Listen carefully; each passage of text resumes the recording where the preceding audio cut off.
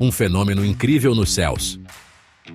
O vídeo Now This Was an Awesome Sight, publicado por Scanner Guy 968, captura um fascinante fenômeno luminoso no céu de Wisconsin, Iowa.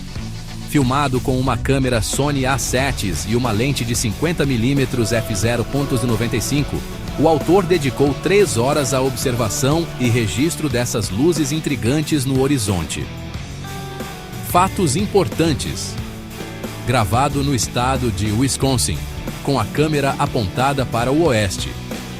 Apesar de associações a avistamentos de drones em Nova Jersey, o autor esclarece que o evento não está relacionado. As imagens têm gerado especulações.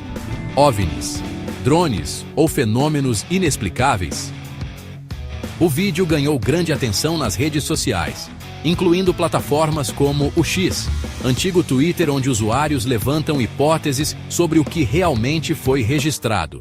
Personalidades como Joe Rogan também participaram da discussão, impulsionando a curiosidade em torno do fenômeno.